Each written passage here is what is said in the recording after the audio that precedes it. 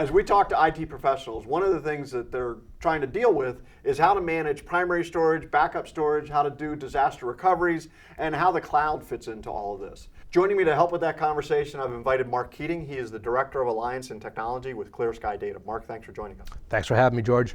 So Mark, as I look at the traditional data center, right, they're struggling with, they've got primary storage systems. In most cases, they've got more than one, right? They've got all flash coming in. They've got old hard drive based systems. And it seems like every environment gets its own system nowadays. And then of course, added to that, we've got some sort of a backup process. And then, at some point, probably an archive process. So you could easily have 6 to 10 storage systems in a decent sized data center. And then we've of course got the whole cloud thing going on that we got to figure out, what parts of that can we manage? There's an issue obviously with primary storage and latency running stuff out of there. It's ideal maybe for archive, it's ideal maybe for backups. Sure. It might be a great place to do disaster. How do we kind of combine all this and get to that as a service model? Yeah, it's a great question, George. So when we started ClearSky Data, we looked at this. This is exactly the problem we looked at. Right? You have people who have two ways of doing this, right? Either two physical data centers and they don't use the cloud, or they have exactly what you drew here, which is I have primary, backup, DR. They run their own Ethernet private lines up to the cloud called Direct Connect. You manage all of those things. You're paying for a bunch of different environments. And so what we did was we created an architecture where you plug in, either Fiber Channel or iSCSI, so you don't have to change what you're doing. Okay. So you plug into your existing environment, same compute, storage, everything you've been using since day one. Okay. You plug that into our network. So what's interesting is on the back end, and we'll show you what's in the middle here in a second, right? Okay. You have the cloud. Okay. And so it doesn't really matter which cloud you have over there, right? But what ends up happening is on the front end, you don't have to change how your applications work. One of the biggest issues, because we'll start with the cloud, is I have on-premise, I have to do something to my applications to make them run in the cloud. In many cases, because completely rewrite them. Exactly, right? And so to take advantage of the scalability on demand and the pieces where I get things that just show up when I need them to be, right? I want to do that, but there's a big engineering effort involved in it. Sure. Now it can be worth it, may not worth it. You have to do an economic analysis, right? Because there's also things around if I want to pull data back out, I get charged to retrieve data. Of course, yeah. So what we've done is we've decided to tackle that problem by plugging into your existing environment. That's where the Fiber Channel and iSCSI piece came in. Okay. So if you want to run VMware virtual machines, if you want to run any other kind of application, SQL Server, we've got customers running, things like Splunk or analytics logs, all of those applications know how to talk block storage. Okay. So what ends up happening is you put all flash in here.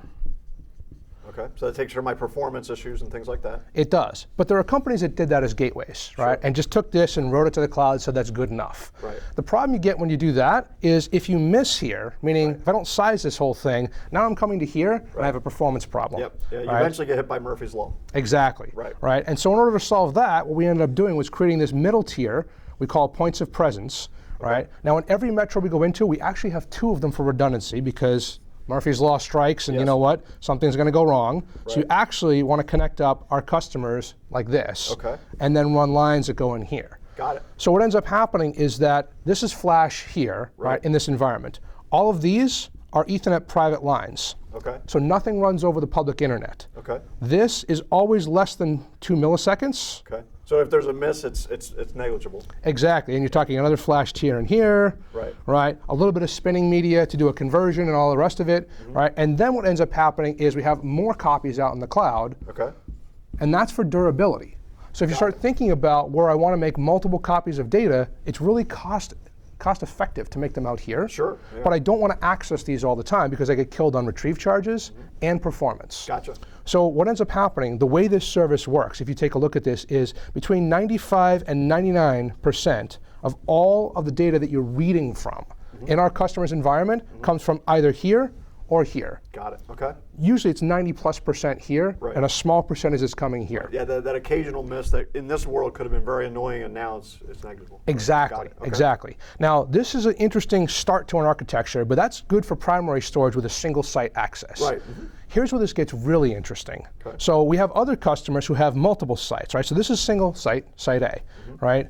I can have a second site here with more flash. Right. I can plug that into the same environment and give you access to the same data here, and I don't charge you anything extra. Oh, okay. Well, So that's interesting. Yeah, so this really becomes interesting for customers, where now I have my primary site, I charge you one flat price per gig per month, right? You go to your second site, and I just plug this into the network, don't charge you anything more, and here's the reason why.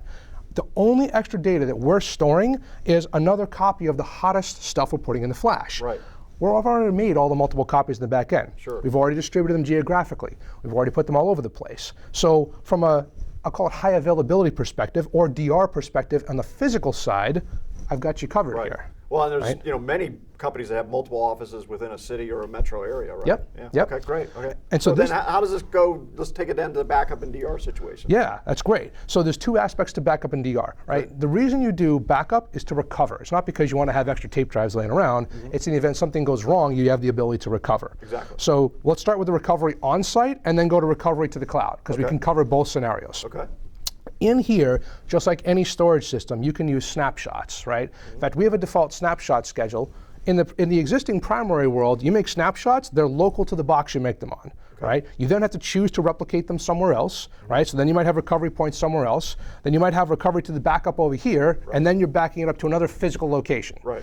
We've already made all the copies. We've already put them somewhere else. Right. So when you take a snapshot, what looks like a snapshot to you, in our world, right, it already exists everywhere throughout the system. Okay. So the work is already done, essentially. So now you just choose where you recover it to. Got it. Okay. So this is where it becomes really interesting, right? We have integration tools with VMware, integration tools with other operating systems. We're working on Docker containers, right? So what really becomes powerful about this is I take and I'm running my data over here. I take snapshots by default automatically inside the service. Okay. While this is running live, I can mount one of the snapshots up over here. And if I'm only doing reads, it doesn't cost me a dime, right? If I make any changes, I only pay for the delta changes that I make, right? Because we're just charging you for what you use. Right. I can then do the same thing, here's where it gets really powerful, up here. Ah, okay, so I can fire compute up here too? We have what we call it's actually called our edge cache is the name of the term. This is going to be called our cloud edge. Okay. So for example, if you wanted to mount this up for, let's call it AWS, more specifically the VMware instance on AWS that's coming out soon, right? You know, this is where it gets very powerful. So you're running VMware in your environment, and if you have VMware running on AWS, right, a virtual machine that was living over here can now go there without changing your workload at all, and without paying anything extra for the data. Right, and so in the case of like a horrific disaster, Yep. I could start up over here and that takes care of my DR problem. Exactly, exactly. Right. So it seems to me like you guys have got primary storage covered with the appliances here. You've got backup basically built into the system. It's happening automatically. And then DR, the ability to kind of fire up a VM right in the cloud, takes care of that problem too. Yeah. That's awesome. So before we leave, why don't you give the folks a little bit of background on who ClearSky Data is? Yeah, so we're a venture-backed company based here in Boston, Mass. We've taken in 2 rounds of funding, so we're well-funded. We have about 54 employees, and we have offices in the Northeast primarily, and we're expanding across the U.S. Okay, great. Well, thanks for joining us today. Awesome. Thank you, George. All right. So there you have it. If you're looking at ways to consolidate and provide primary storage backup and DR as a service, this is a really good solution to get there. I'm George Crump, lead analyst with Storage Switzerland. Thank you for joining us.